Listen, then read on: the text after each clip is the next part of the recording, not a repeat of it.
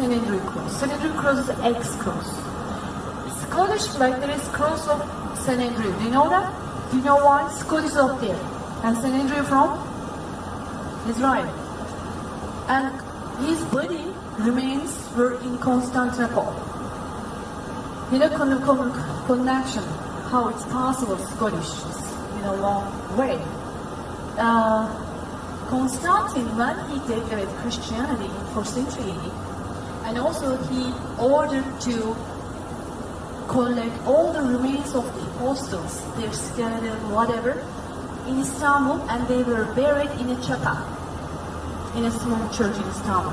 You know, Istanbul also became target for the Crusaders in 12th century, in 13th century. The third Crusader attacks in 1203 in Istanbul.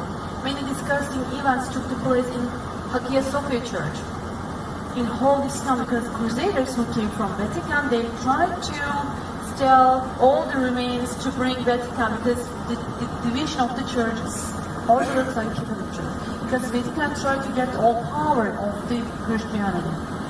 Then, when they, taking all the stuff, Crusaders, one of the priests, according to tradition, took the remains of the St. Andrew and he gave other priests and said that take his remains to the boat, where the boat will stop, bury his remains there. The boat stopped in Scotland and they were buried there. The other story, during the battle war in the Scotland, they saw the cross of the Andrew in the sky. They say it must be our sign in the flag.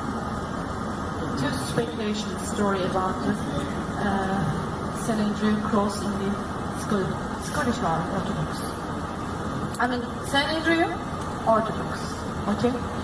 So, it is still church. It is not a museum. It is not a mosque. Okay? It is a church still there is a priest. Every Sunday, checks to the every Sunday, it's good because very busy on Sunday. Many Greeks coming from South Cyprus to pray here. So that's the place they wanna take it from Northern Cyprus. This is a matter of negotiation for both sides. And there are many places monks could stay.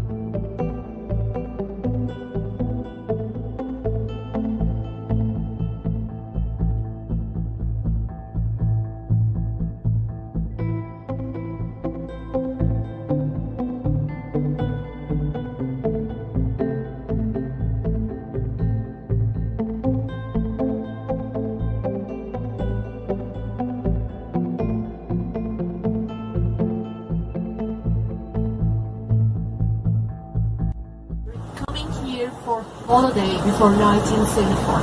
I mean, it was like a mark of power and wealth to come here for the holiday for the British in that time.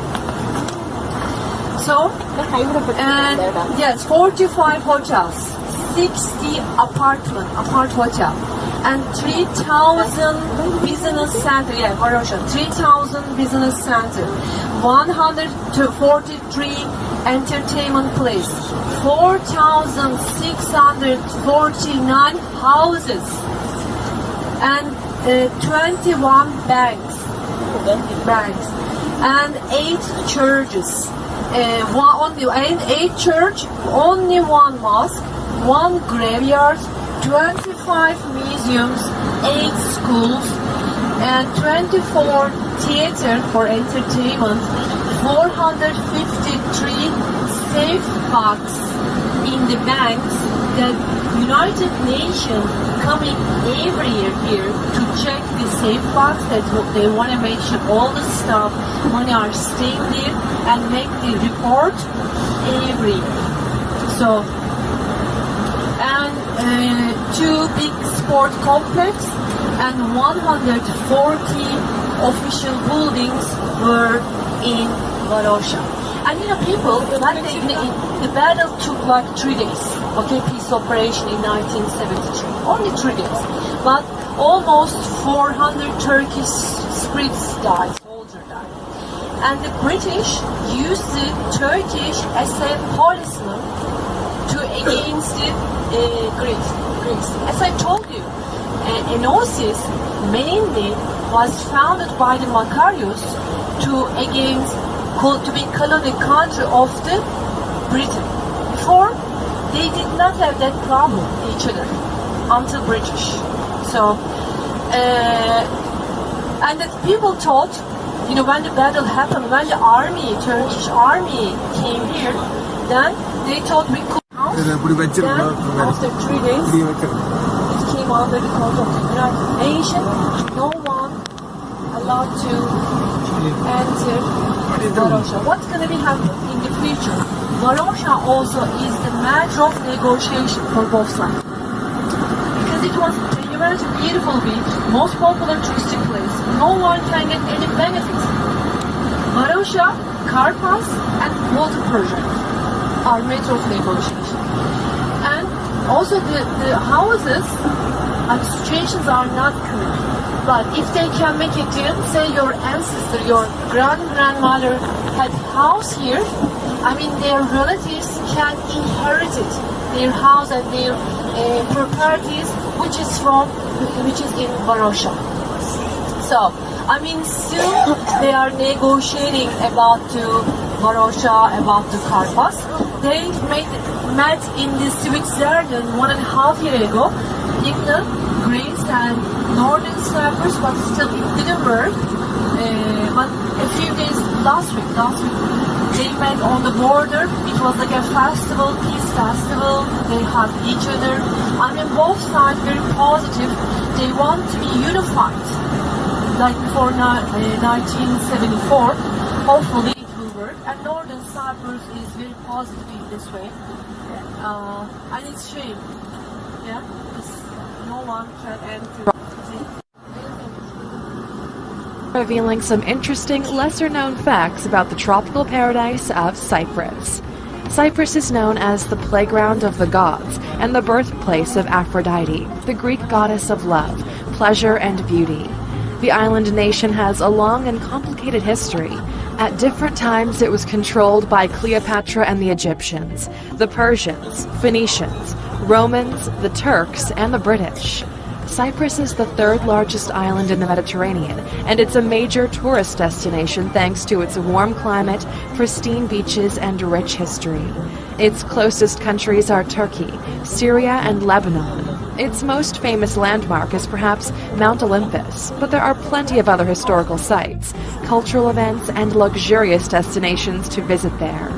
Cyprus is known for being a prosperous nation, although they have suffered from some economic hardships in recent years, along with internal conflict and the threat of drought and depletion of their water supplies. Cyprus is one of the most beautiful, intriguing, conflicted, and historical nations in the world, and it's time now to take a closer look at this interesting island with the 15 things you didn't know about Cyprus. If you're new here, welcome. Be sure to subscribe and follow us on Instagram at ALUX. Number 1. Cyprus became independent from Britain in 1960.